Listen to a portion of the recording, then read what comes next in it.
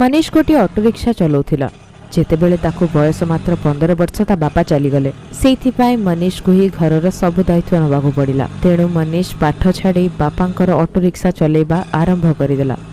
मनीष रा बड़ भौणी सुलेखार बाहाघरे ता बापा जहा करज करिथिले ताकू सुझिबा पई मनीष निज घर भी बिकिदेला आ निजे भड़ा घरे जाई रहिला।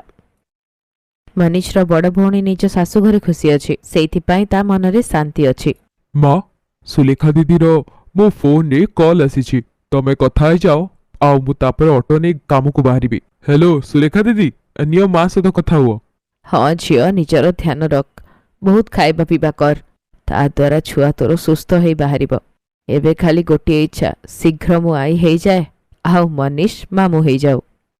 हाँ सेटा तो कथा एबे खाली माई डाक टिके सुनिबा पई लोक आसीबो आउ तापरे मु शांति तीर्थ यात्रा को पळेबी। ना ना निज नाती नातुणी को खोई पेकी मो तीर्थ यात्रा को जीवी। माँ बस मनीष पाई गोटे भल झियो खोजी दियो छि घर टिके संभाळिबो। माँ मोर लेट हे गलानी परे कथा हे जीवो। अच्छा सुलेखा मो परे फोन करूची मनीष रा डेरी हेलानी। मनीष ऑटो नै काम को बाहरिला ताको आगरु ही लेट होई सारथिला आ रास्ता रे जाम भी बहुत थिला। से यात्रींकर अपेक्षा करिथिला तेबे तार गोटे साथी जे ता भली ऑटो रिक्शा चलाउथिला गोटे झियो सहित झगड़ा करथिला। हेलो मैडम ए सब जिनस हुएनी आगुर जदि बसिबा आगुर हमर पैसा फिक्स हेइतला से टंकाडा मते देई दियो बस। ओहो भाई मु कहिली ना मोर पर्स टा कोडी गली पड़िला आ पैसा फोन सब तारी भीतर थिला मो पर्स भी मिलुनी मु कहूची ना तम नंबर टा मते दियो आ एबे मोर लेट हे गलानी मते सामना होटल गोटे फंक्शन रे जिबार अछि मु पैसा देई देबी कहूची। अरे कौन है निरंजन सकाल सकाल कहीं झगड़ा कर रे। अरे देख ना सांगो सकाल सकाल गोटे मत यात्री मिलला सी भी मत टंका देवाक मना कलानी। ए मैडम को पर्स कुआडे हजि जाइछि आ से कहउछन टंका मते परे देबे। अरे एमती होबो ना कोना निरंजन केबे केबे कार असुविधा भी बुझिबा कथा।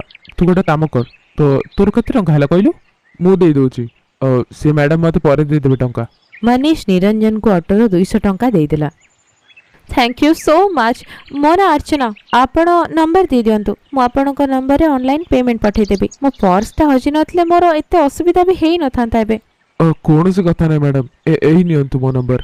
अर्चना नामक से झियो मनीष रो फोन नंबर नै गला आ तापर दिन मनीष फोन रे से पैसा ट्रांसफर कर देला। हेलो आपण को टंका मु पठे देछि अकाउंट चेक कर दियंतु आ काली पाई आ थरे थैंक यू आपण अजणा है कि भी मोर सहायता कले। अर्चना और मनीष रो कथाबार्ता आरंभ होला। अर्चना को मनीष सहित कथा हेबारे बहुत भल लागुथिला आ तापरे अर्चना रो बहुत समय देखा मनीष सहित हेई ही जाए। धीरे धीरे दी जण भल सांग होई गले। मनीष जानिबा को पाइला जे से बहुत धनी घर छियो तेबे मनीष ताको बुझेबा को चेष्टा कला। अर्चना तमे बहुत धनी घर रझियो तमरा मो भितरे आकाश पाताल फरक। मो गोटे साधारण ऑटो रिक्शा चालक गरीब पिलाटीए तमरा मोर एमती बंधुता रखिबाटा ठीक नुहे। प्लीज तमे मो सहित देखा करनी। तमे मते देखा न करबा को कहूछ हेले मु तुमको आज मो भल पाइबा विषय कहबा को आस्थिली। मु तुमको बहुत भल पाए मनीष मो मो जीवन रो सब मुहूर्त तम सहित बंचिबा को चाहूचे। I love you. एतिकी कही अर्चना जोरे जोरे कांदिला आ मनीष ताको कुंढई पकेला। अर्चना निज माँ बापा को ए विषय कहिला आ जबरदस्ती मनीष सहित बाहा हबा पाई राजी मध्य करेला। आ एपटे मनीष भी ए विषय निजर माँ और भौणी सह कथा ହେଲା आ गोटे भल मुहूर्त देखि दी जनकर बाहागर होई गला। अर्चनार स्वभाव बहुत भल थिला ताको ए कथारु फरक ही पडु नथिला जे त सासु घर गरीब आ नाही से विषय केबे भी कंप्लेन कला। अर्चना तमे मो सहित बाहा की खुशी रे अछ ना। हाँ मनीष मु बहुत खुशी रे अछि। मु तम सहित जोठी भी रहिले खुशी रे रहबी। माँ सुलेखा दीदी समस्ते बहुत भल पाउछन्ते। मु तो भूली भी जाइथिली कि मोर निज घर ही अलगा। तेबे अर्चनार सासु भी आसीगला। सौभाग्यवती भव हमें बहुत खुशी कि तो भलिया बहुटी आम घर को आसिला। अर्चना भाउज देख मु तम पई नुआ साड़ी टी आनिची आज संध्या बेले रे कीर्तन रे एटा पिंधिबो। सुलेखा दीदी ए साड़ीटा तो बहुत सुंदर किंतु हाँ गोटिए शर्त अछि आज तमे मते रेडी करेबो प्रॉमिस। अर्चना को देखी सुलेखा आखिरे लुह आसीगला कहीं ना से केबे भाभी ही नथिला कि ता पाई ତା ଭାଉଜ ଏତେ ଭଲ ପାଇବା ଏତେ ସ୍ନେହ ଢାଳିଦବ। ସତରେ କିଛି ଦିନରେ ଅର୍ଚ୍ଚନା ସମସ୍ତଙ୍କ ମନରେ ଅଲଗା ଜାଗା ହିଁ ତିଆରି କଲା। ଏବେ ତ ଅର୍ଚ୍ଚନା ବିନା କେହି ବି ରହୁନଥିଲେ। ସୁଲେଖାର ପୁଅଟିଏ ଜନ୍ମ ହେଲା, ଆଉ ଏପଟେ ଅର୍ଚ୍ଚନା ବି ଗର୍ଭବତୀ ଥିଲା। ଅର୍ଚ୍ଚନାର ମା ହେବା ବିଷୟରେ ଯେତେବେଳେ ତା ମା ବାପାଙ୍କୁ ଜଣା ପଡ଼ିଲା, ତେବେ ତାକୁ ଦେଖା କରିବା ପାଇଁ ଶାଶୁ ଘରକୁ ଗଲେ। କିନ୍ତୁ ଅର୍ଚ୍ଚନାର ଘର ଦେଖି ଦୁଇ ଜଣ ହିଁ ମୁହଁ ଆଉ ନାକ ଟେକିଦେଲେ। ଅର୍ଚ୍ଚନା, ତମେ ନିଜ ମା ବାପାଙ୍କ ସହ ବସ, ମୁଁ ରୋଷେଇ ଘରୁ ଚା ଆଉ କିଛି ଜଳଖିଆ ଆଣେ। ଅର୍ଚ୍ଚନା, ତୁ ଏଇ ଅବସ୍ଥାରେ ବି ଘରର ସବୁ କାମ କରୁଛୁ? ଘରେ କଣ ଚାକର ଚାକରାଣୀ ନାହାନ୍ତି କି? କେମିତିଆ କଥା କହୁଛ ଲଲିତା? ତମେ କଣ ଜାଣିନ ତମ ଝିଅ କୋଉ ଘରେ ବାହା ହେଇଛି?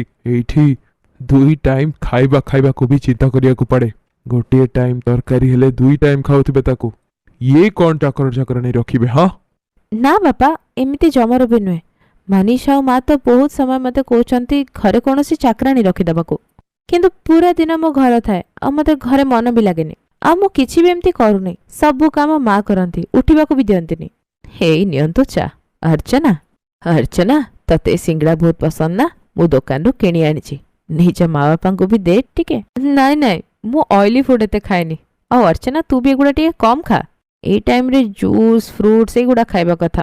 ଭଉଣୀ, ଆପଣ ତ ଟିକେ ବୁଝନ୍ତୁ, ଏ ସିଙ୍ଗଡ଼ା ଏତେ ଏକ୍ସଟ୍ରା ଅଏଲ୍ ଗୁଡ଼ାକ ଦେହ ପାଇଁ ଜମାରୁ ଭଲ ନୁହେଁ। ମମି, ତମେ ମୋ ଟେନସନ୍ ନିଅନି, ମା ମୋର ବହୁତ ଯତ୍ନ ନେଉଛନ୍ତି। ସିଏ ମୋତେ ପୁରା ଟାଇମଲି ଜୁସ୍ ଫ୍ରୁଟ୍ସ ପରିବା ଆଉ ସବୁ କିଛି ଖାଇବା ପାଇଁ ଦେଉଛନ୍ତି। ତେବେ ଅର୍ଚ୍ଚନାର ନଣନ୍ଦ ସୁଲେଖା ବି ଆସିଗଲା। ଅର୍ଚ୍ଚନା ଭାଉଜ, କାଲି ସକାଳ 11ଟାରେ ଆପଏଣ୍ଟମେଣ୍ଟ ଅଛି। ତମକୁ ମୋ ସହିତ କାଲି ହସ୍ପିଟାଲ ଯିବାକୁ ପଡ଼ିବ। ତ ତମର ଚେକଅପ୍ ବି ହେଇଯିବ, ଆଉ ସବୁ ଯୋଉ ଇଞ୍ଜେକ୍ସନ୍ସ। ସୁଲେଖା, ତମର କୋଉ ଡାକ୍ତରଖାନାରେ ଡେଲିଭରି ହେଇଥିଲା, ଯୋଉ ଡକ୍ଟର ବିଷୟରେ ତମେ କଥା ହଉଛ ଏବେ? ଆଜ୍ଞା, ସେ ବଡ଼ ବଜାରରେ ଯୋଉ ଡାକ୍ତରଖାନା ଅଛି ଯୋଉଠି ଡକ୍ଟର ନେହା ବସନ୍ତି, ସେଇ ଶସ୍ତା ହସ୍ପିଟାଲ। ଅର୍ଚ୍ଚନା, ତୁ ସେଇ ଗରିବ ଶସ୍ତା ହସ୍ପିଟାଲକୁ ଯିବୁ? ହଁ, ପାଗିଳି ହେଇଗଲୁଣି ବୋଧେ। ଅର୍ଚ୍ଚନା, ତୁ ଗୋଟିଏ ଲୋ ଗ୍ରେଡ୍ ହସ୍ପିଟାଲକୁ ଚେକଅପ୍ ପାଇଁ ଯିବୁ? ତୁ ଚିନ୍ତା କରନି, ତାଙ୍କ ପାଖରେ ଟଙ୍କା ଥାଉ କି ନଥାଉ, ମୁଁ ତୋ ପାଇଁ ଏ ସହରର ସବୁଠୁ ନାମୀ ଦାମୀ ହସ୍ପିଟାଲରେ ଆଜି କଥା ହେଇଯାଉଛି। ଆଉ ତୁ ଏବେ ସାଙ୍ଗେ ସାଙ୍ଗ ନିଜର ଜିନିଷପତ୍ର ସଜାଡ଼, ଆମ ସହିତ ଚାଲ। କାହା ଘର ବାପା? ଆପଣଙ୍କ ଘର? ମୁଁ ନିଜ ଘର ଛାଡ଼ିକି ଏଇନା କୁଆଡ଼େ ଯାଇପାରିବିନି। ଆଉ ଡକ୍ଟର ନେହାଙ୍କ କଥା, ସେ ବହୁତ ଟ୍ୟାଲେଣ୍ଟେଡ୍। ଆଉ ସେ ନର୍ମାଲ ଡେଲିଭରି କରିଛନ୍ତି ସୁଲେଖା ଦିଦିଙ୍କର। ସେ ମୋତେ କମ୍ପ୍ଲିଟ୍ ରେଷ୍ଟ ନେବାକୁ କହିଛନ୍ତି।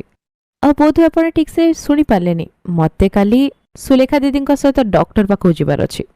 ଆଉ ଆପଣ ଏବେ କିଛି ଟାଇମ୍ ଅଧିକ ବସିବେ କି ପଳେଇବେ? ମନୀଷ ଏବେ ଆସୁଥିବେ। ସେ ସହରରେ ଗୋଟେ ନୂଆ ରେଷ୍ଟୁରାଣ୍ଟ ଖୋଲା ହେଇଛି, ସେଇଠି ମୋ ଫେଭରେଟ୍ ଆଇସ୍କ୍ରିମ୍ ମିଳେ। ଆଜି ମୋର ସେଇଟା ଖାଇବାର ପ୍ଲାନ୍ ଅଛି। ଆଉ ଆମେ ସମସ୍ତେ ମିଶି ଆଜି ଡିନରରେ ଯିବାର ଅଛି। ଅର୍ଚ୍ଚନାର ଏମିତି କିଛି ପ୍ଲାନ୍ ନଥିଲା, ତା ଶାଶୁ ସୁଲେଖା 2 ଜଣ ଜାଣିଥିଲେ। କିନ୍ତୁ ଅର୍ଚ୍ଚନା ନିଜ ମା ବାପାଙ୍କୁ ତାହା ଫିଲ୍ କରାଇବାକୁ ଚାହୁଁଥିଲା। ତା ଶାଶୁଘର ଯେମିତି ଆହୁରି ଅଧିକ ଅପମାନ ନ କରନ୍ତୁ, ତ ତାଙ୍କ ପାଇଁ ବେଟର ହବ। ଅର୍ଚ୍ଚନାର ମା ବାପା ଲଜ୍ଜିତ ହୋଇଗଲେ, ଆଉ କିଛି ସମୟ ପରେ 2 ଜଣ ଚାଲିଗଲେ। ଅର୍ଚ୍ଚନାର ଶାଶୁ ଆଉ ନଣନ୍ଦ ଆଖିରେ ଖୁସିର ଲୁହ ଥିଲା। ଅର୍ଚ୍ଚନା ନିଜ ଶାଶୁ ଆଉ ନଣନ୍ଦଙ୍କୁ ଖୁସିରେ କୁଣ୍ଡେଇ ପକାଇଲା।